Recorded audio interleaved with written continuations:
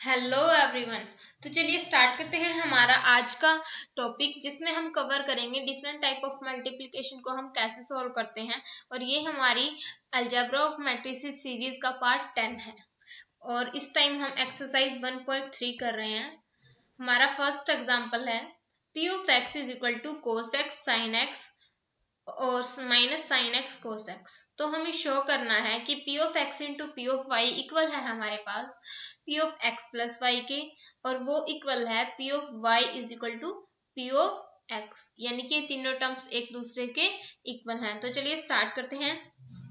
सबसे पहले हमने जो टर्म गिवन थी p ऑफ x की, हमने वो एज इट इज लिख ली। और सिमिलरली जब हम वेरिएबल चेंज करेंगे, यानी कि p ऑफ x की जगह p ऑफ y लिखेंगे, तो वहां पे भी मैट्रिक्स के अंदर भी हम अपने वेरिएबल को चेंज करेंगे। तो हमारा क्या आ जाएगा, मतलब एंगल को चेंज करेंगे तो हमारा क्या आएगा, cos of y sin of y minus sine of y and cos of y। तो ये हमारे पास p ऑफ x और p ऑफ y की वैल्यू आ चुकी है। हमें क्या करना है, सबसे पहली टर्म हमसे क्या पूछी है, हमसे पूछा है p of x into p of y क्या होगा, p of x into p of y क्या होगा। तो पहले हमें x रखना है और बाद में हमें y रखना है। हमने दोनों की वैल्यू रख दी, तो चलिए मल्टीप्लाई करते हैं। हमारा क्या आएगा, cos x sin y, cos x cos y sin x minus sin y into कर रहे हैं हम इस टाइम। तो जो माइनस का साइन है उसको हम माइनस प्लस होके वो माइनस हो जाएगा।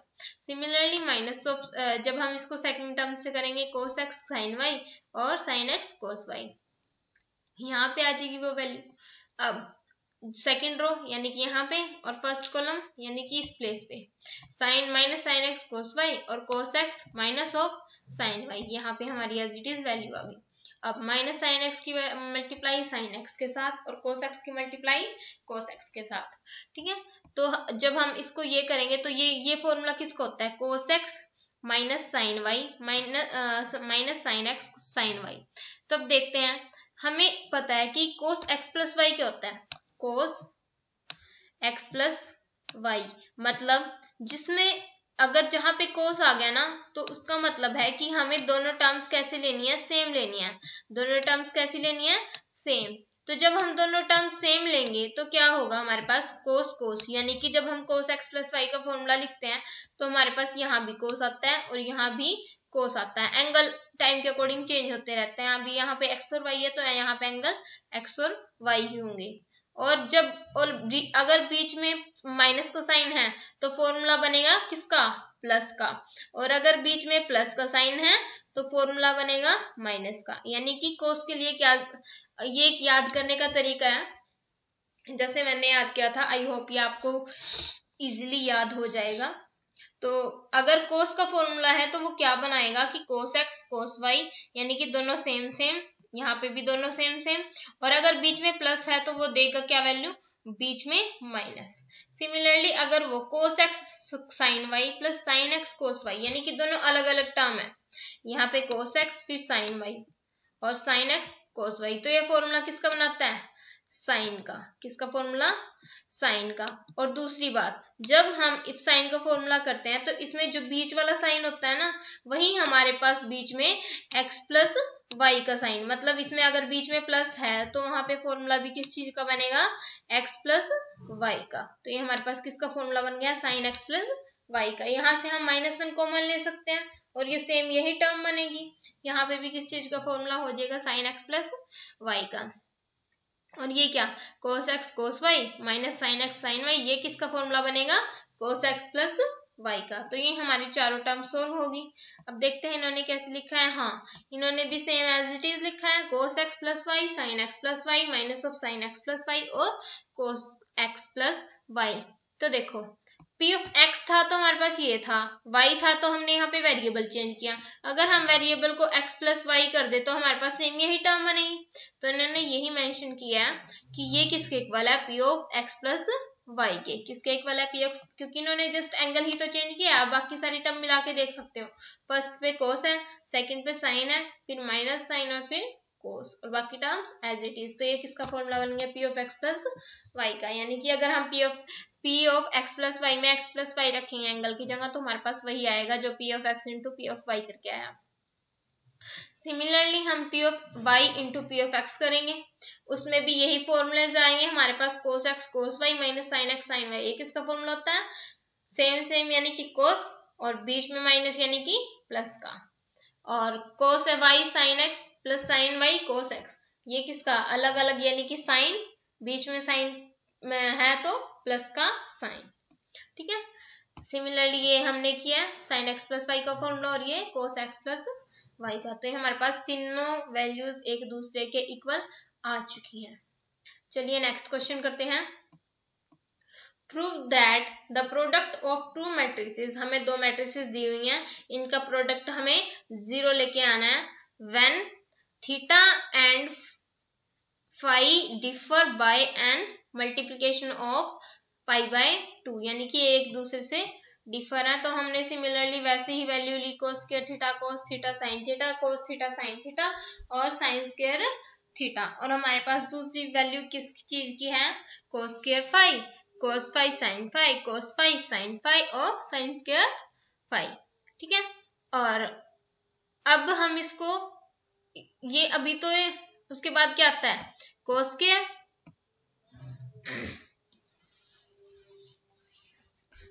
तो अब जब हम इनकी मल्टीप्लिकेशन करेंगे तो हमारे पास क्या आएगा, cos square theta cos square phi plus cos theta sin phi और cos फाई sin फाई।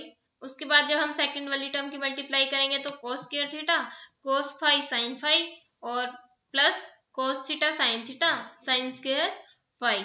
इसी तरह जब हम सेकंड रो फर्स्ट कॉलम की करेंगे cos थीटा sin फाई और cos स्क्वायर फाई इन plus sin square theta cos phi और sin फाई, और जब हम लास्ट की करेंगे 2 इंटू 2 यानी कि cos theta sin theta cos phi sin phi plus sin square theta और plus into sin square phi. हम इनमें से क्या कॉमन निकाल सकते हैं, इनमें से कॉमन क्या है, cos थीटा और cos स्क्वायर फाई, वो दोनों टर्म्स हमने कॉमन निकाल ली, और ये हमारे पास दोबारा कौन सा फॉर्मूला बन गया, cos theta cos phi plus sin theta sin phi, दोनों सेम है, यानी कि किसका फॉर्मूला बनेगा, cos का। अगर cos का फॉर्मूला बना और साथ में हमारे पास क्या है बीच में प्लस है, तो यानी कि कौन सा फॉर्मूला बना, cos x माइनस वाई, यानी कि cos थीटा माइनस फाई का। सिमिलरली यहाँ भी cos का फॉर्मूला बनेगा, लेकिन कौन सा, cos थीटा माइनस 5 का। यहाँ भी cos का फॉर्मूला बनेगा cos थीटा माइनस 5 का, और यहाँ भी कौन सा फॉर्मूला बनेगा, cos का विद थीटा माइनस 5। जब हम सारे फॉर्मूले कर लेंगे तो यहाँ से हम थीटा माइनस 5 कॉमन ले सकते हैं। जब हमने वही कॉमन लिए तो हमारे पास क्या बचेगा अंदर, cos theta cos phi sin theta cos phi cos theta cos phi sin theta sin phi, और हमें ऊपर वैल्यू दी हुई है इनकी क्या, पाई बाय 2। तो जब हम cos को पाई बाय 2 पुट करेंगे तो क्या आएगा, cos को 0, इसी तरह यहाँ पे एक टर्म 0 बन जाएगी, यहाँ पे एक टर्म 0 बन जाएगी, यहाँ पे एक टर्म 0 बन जाएगी, यहाँ पे एक टर्म 0 बन जाएगी। जब हमारे पास cos पाई बाय 2 क्या होगा 0, तो यानी कि हमारे जब यहाँ पे तो cos के कारण 0, यहाँ पे cos के कारण, यानी कि सारी टर्म्स क्या बन गई 0 बन गई, और इसका रिजल्ट क्या आ गया 0, वही मैट्रिक्स जो हमें चाहिए थी। वैसे ये 0 ना बनती अगर हमारे पास गिवन ना होता कि इसकी जो पाई बाय 2 पे वैल्यू होगी वो क्या होनी चाहिए 0। अब देखो हमारे पास नेक्स्ट क्वेश्चन क्या है, a की वैल्यू दी हुई है 0 minus 10 alpha by 2 10 alpha by 2 और 0, और i यूनिट मैट्रिक्स दी हुई है, हमें शो करना है i प्लस a is equal to i माइनस a cos alpha minus sine alpha sine alpha और cos अल्फा। तो हम इसमें क्या कर सकते हैं, सबसे पहले हमने i की वैल्यू पुट की, फिर a की वैल्यू पुट की, और इक्वल शो करना था हमें इस वाली मैट्रिक्स की। हमने जब इसको ऐड किया तो हमारे पास ये वाली मैट्रिक्स आ गई। सिमिलरली हमने नेगेटिव वाले की वैल्यू निकाल दी, और सारे जो हमारे पास बनी हुई टर्म्स हैं वो हमने कहाँ पे रख दी, जिसमें हमें चाहिए थी, हमने दोनों टर्म्स रख दी। अब हमने इसको क्या किया, simply multiply 1 into cos 10 into multiply by sine, तो यहाँ पे आ गया। उसके बाद 1 into sine minus of sign 10 alpha by 2 into cos alpha, फिर उसके बाद माइनस के tan alpha by 2 cos alpha into sine alpha, minus के tan alpha by 2 into minus of sine alpha plus sine cos of alpha, तो हमारे पास सारी term आ गई। अब हम क्या करेंगे, मेरा सारा क्वेश्चन साइन और कोस में है, लेकिन ये tan मुझे दिक्कत दे रहा है, तो मैं क्या करूंगी, tan को खोल लूंगी साइन अपॉन कोस में। तो जब मैंने tan को साइन अपॉन कोस में खोला तो मेरी सारी टर्म कुछ ऐसी दिखती है, तो मैं यहाँ से क्या करूंगी, या तो कोस अल्फा बाय 2 कॉमन ले सकती हूँ। और अगर मेरे पास कोस अल्फा बाय 2 जब हम कॉमन लेंगे तो हमारे पास क्या रिजल्ट आएगा, दोनों साइड यहाँ पे ऊपर फॉर्मूला बन गया कोस अल्फा बाय 2, यहाँ पे भी कोस अल्फा, यहाँ पे साइन अल्फा बाय 2 और यहाँ पे कोस अल्फा बाय 2 का मतलब अल्फा माइनस अल्फा बाय 2। तो हम यहाँ पे क्या करेंगे, मेरा ये दोबारा से कैसी फॉर्म बन गई, चेक करते हैं एक बार। देखो कोस बाय कोस, ये क्या किया इन्होंने, कोस अल्फा बाय 2, हमें पता है cos alpha minus alpha by 2 क्या होगा, minus of cos alpha by 2, sorry plus cos alpha by 2, और नीचे भी क्या पड़ा है, plus cos alpha by 2। Similarly यहाँ पे क्या पड़ा है, साइन अपॉन कोस, जब साइन का अंदर खोल लेंगे तो minus of sign plus of sine alpha by 2, और बाहर क्या पड़ा है माइनस, और बाय में क्या है, तो यहाँ पे क्या आ जाएगा, sine upon cos tan alpha by 2, क्योंकि एंगल सेम है हम इसको एक जैसा लिख सकते हैं।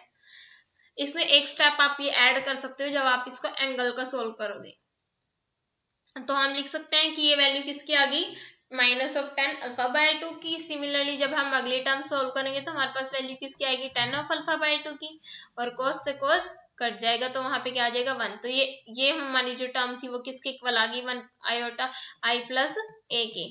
उसके बाद हमें कुछ क्वेश्चंस दिए हुए हैं एक्सरसाइज 1.3 के, ये हमारे पास कुछ क्वेश्चंस हैं, आप चाहे तो स्क्रीनशॉट ले सकते हैं। ये हमारा फर्स्ट क्वेश्चन है, ये हमारा सेकंड क्वेश्चन है, और फिर थर्ड, ये हमारे फोर्थ क्वेश्चन है, फिफ्थ, और ये हमारे सिक्स्थ क्वेश्चन है। इसी तरह आगे आज हम सिर्फ 5 तक क्वेश्चन करेंगे, लेकिन क्योंकि वीडियो फिर ज्यादा लंबी हो जाती है तो आज हम सिर्फ 5 तक क्वेश्चन करेंगे। तो चलिए स्टार्ट करते हैं हमारा फर्स्ट क्वेश्चन एक्सरसाइज। तो फर्स्ट क्वेश्चन क्या कहता है कि हमें ए और बी दिए हुए हैं, हमें जस्ट उनको मल्टीप्लाई करना है। हम इसके जो रिलेटेड एग्जांपल है हम पिछली वीडियोस में कर चुके हैं, अगर आपने वो नहीं देखी तो आप उनको एक बार देख सकते हो। तो ए और बी से मल्टीप्लाई करना है हम क्या करते हैं ए और बी की मल्टीप्लाई करने के लिए, सबसे पहले ए की फर्स्ट रो को मल्टीप्लाई करते हैं किससे, ए के फर्स्ट कॉलम से। तो जब हम मल्टीप्लाई करेंगे 2 की मल्टीप्लाई 1 से, 3 की मल्टीप्लाई 3 से, और 4 की मल्टीप्लाई माइनस ऑफ 5 से, यहाँ पे टर्म आ गई A1 1, उसके बाद A1 2 यानी कि फर्स्ट रो सेकंड कॉलम। तो इसी तरह 2 की मल्टीप्लाई 2 से, प्लस 3 की मल्टीप्लाई माइनस ऑफ 4 से। एग्जांपल्स में आपको ये इतना डिटेल में सॉल्यूशन नहीं मिलेगा, आप स्टार्टिंग में ये क्वेश्चंस डिटेल में करेंगे ना तो आपको हैबिट हो जाएगी इन क्वेश्चंस की, ठीक है। तो चलिए स्टार्ट करते हैं। अब आगे इसमें माइनस ऑफ 1 की मल्टीप्लाई माइनस ऑफ 1 से, 2 की मल्टीप्लाई 3 से, और माइनस 5 की मल्टीप्लाई माइनस ऑफ 5 से। तो इसके बाद क्या आएगा, ये तो थी सेकंड रो फर्स्ट कॉलम, अब आएगा सेकंड रो सेकंड कॉलम। तो माइनस 1 की मल्टीप्लाई 2 से, प्लस 2 की मल्टीप्लाई माइनस के 4 से, और माइनस के 5 की मल्टीप्लाई 6 से। तो हमारा रिजल्ट क्या आया, ए बी आया 2 plus 9 plus minus of 20, 4 minus 12 plus 24, minus 1 plus 6 plus 25, और माइनस 2 माइनस 8 प्लस माइनस 30। तो ए बी की वैल्यू हमारे पास क्या आ गई, इसको सोल्व करके माइनस 9 16 30 और माइनस ऑफ 40। अब हमारे पास इसका फोर्थ क्वेश्चन क्या था, ओमेगा का। कई बच्चों को इनमें कुछ ज्यादा ही कंफ्यूजन होती है, तो इसीलिए मैंने ये वाला क्वेश्चन उठाया है। ए की वैल्यू क्या है, आई 1 ओमेगा स्क्वायर ओमेगा और ओमेगा।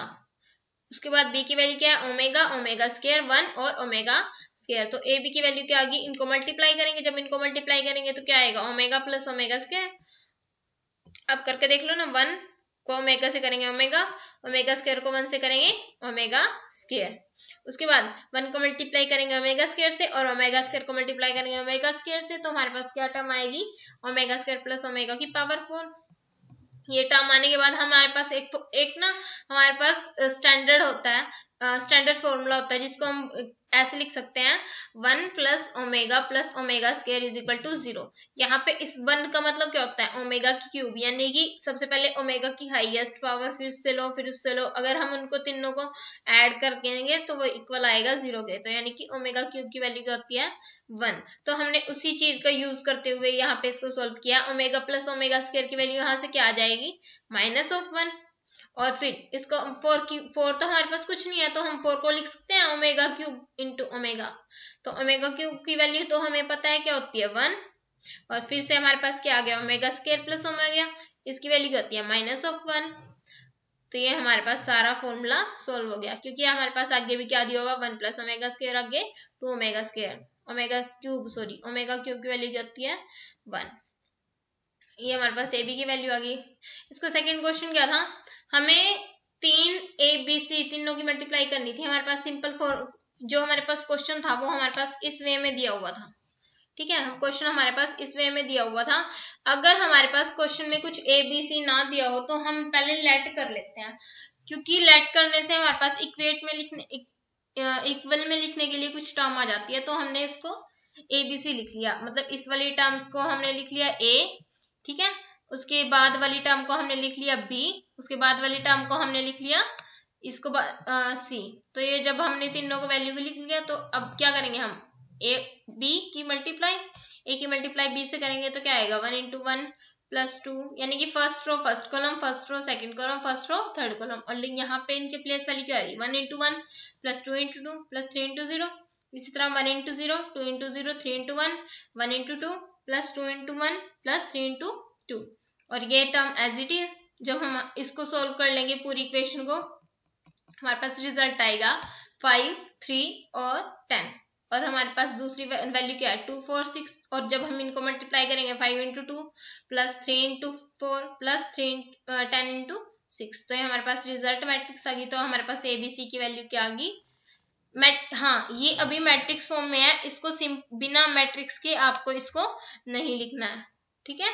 चलिए हम नेक्स्ट क्वेश्चन करते हैं। हमारा नेक्स्ट क्वेश्चन भी कुछ ऐसा ही था, हमें ABC की वैल्यू दी हुई थी, यानी कि हमें सिंपल मैट्रिक्स दी हुई थी। आप इन मैट्रिक्स को कुछ ना कुछ मानेंगे, इसको A, इसको B और इसको C, आप कुछ भी मान सकते हैं।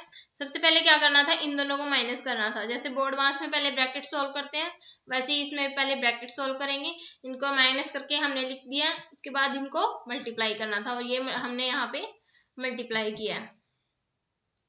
अब हमारे पास एक डिफरेंट सा क्वेश्चन था आयोटा से रिलेटेड, थर्ड क्वेश्चन। ए की वैल्यू दी हुई थी आयोटा 0, 0 माइनस ऑफ आयोटा, और बी की वैल्यू दी हुई थी 0 आयोटा, आयोटा और 0। तो हमें प्रूफ करना था कि A B is not equal to B of A. तो हमने ए बी की वैल्यू निकाली। सबसे पहले ए बी की वैल्यू क्या आएगी, A B is equal to iota 0, 0 minus of iota, 0 iota, iota और 0। जब हम इनको मल्टीप्लाई करेंगे तो हमारे पास रिजल्ट क्या आएगा 0 iota square minus of iota square और 0। तो इक्वल में हमारे पास क्या हो गया 0 - 1, क्योंकि आयोटा स्क्वायर क्या होता है, आयोटा स्क्वायर की वैल्यू होती है -1। Iota square is equal to -1। ये हम स्टैंडर्ड याद रखेंगे कि आयोटा स्क्वायर की वैल्यू -1 होती है। और अगर हम खाली आयोटा कर देंगे तो उसकी वैल्यू क्या हो जाएगी, यहाँ से हम 2 हटा दें तो हमारे पास इसकी वैल्यू हो जाएगी √(-1), ठीक है। अब चलते हैं आगे।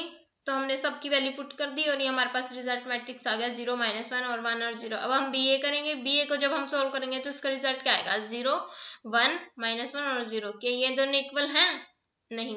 अब जब ये दोनों इक्वल नहीं है तो AB is not equal to BA, हमने प्रूफ कर दिया। अब हमें गिवन था नेक्स्ट क्वेश्चन में ABC की वैल्यू हमें गिवन थी, हमें फाइंड आउट करना था कि AB उसको मल्टीप्लाई करेंगे अगर C से तो वो इक्वल आता है BC को मल्टीप्लाई करने पर A से। तो हमने पहले AB की वैल्यू निकाल ली, हमारे पास AB की वैल्यू आई 8595, और फिर हमने इसको मल्टीप्लाई किया C से। मल्टीप्लीकेशन पिछली 2-3 वीडियो से मल्टीप्लीकेशन कर रहे हैं, इसलिए मैं इसको ज्यादा डिटेल में नहीं करवाऊंगी। तो अब आप इसको सोल्व करेंगे तो यहाँ पे इसका रिजल्ट आएगा क्या 23, 21, 27, 24, 23 और 27, ठीक है। तो जब हम BC निकाल लेंगे, BC की वैल्यू क्या है, BC इज इक्वल टू 2132 और 1C की वैल्यू क्या है 12331 तो दोनों को मल्टीप्लाई करके हमारे पास रिजल्ट मैट्रिक्स क्या आई 556989। तो अब ABC हमें मल्टीप्लाई करना था उसको A से, तो हमने इसको हम प्लेस वैल्यूज की ध्यान रखेंगे। BC अगर पीछे दिया हुआ है क्वेश्चन में तो BC को पीछे ही मल्टीप्लाई करनी है, क्योंकि हम अभी पीछे पढ़ के आए हैं कि AB is not equal to BA, यानी कि प्लेस वैल्यू मैटर करती है। तो यहाँ पे वैल्यू क्या आएगी 1231 और 5 5 6 9 8 9। जब हम इनको मल्टीप्लाई करेंगे तो हमारा रिजल्ट क्या आएगा 23 21 27 24 23 27, यानी कि दोनों की दोनों वैल्यू क्या आ गई, सेम आ गई। हमारा लास्ट क्वेश्चन करते हैं आज के लिए। हमें x और y की वैल्यू फाइंड आउट करनी थी। हमें गिवन दिया हुआ था 3 - 4 1 2 इंटू एक्स वाई, ये हमारे पास मैट्रिक्स थी और इक्वेट थी ये मैट्रिक्स किससे, 3 और 11 से। तो हमने क्या किया, 3 की मल्टीप्लाई x से प्लस -4 की मल्टीप्लाई y से और x की मल्टीप्लाई 1 से और y की मल्टीप्लाई 2 से, इक्वेट किया -3 और 11 से। हमने ये देखो, ये मैंने लिखा हुआ है इक्वालिटी ऑफ मैट्रिक्स, यानी कि हम जो पीछे फॉर्मूले यूज करके आए हैं, यानी कि जो हमने स्टैंडर्ड प्रॉपर्टीज पढ़ी थी, अगर हम उनको मेंशन करते हैं तो एग्जामिनर को एग्जाम थोड़ा बेटर वे में, यानी कि उसको लगता है कि बच्चे ने कुछ अच्छा लिखा है, मतलब बच्चे को पता है इसके बारे में, तो शायद उसकी बढ़ जाती है कि हमें मार्क्स ज्यादा मिले अच्छे से लिखे हुए के कारण।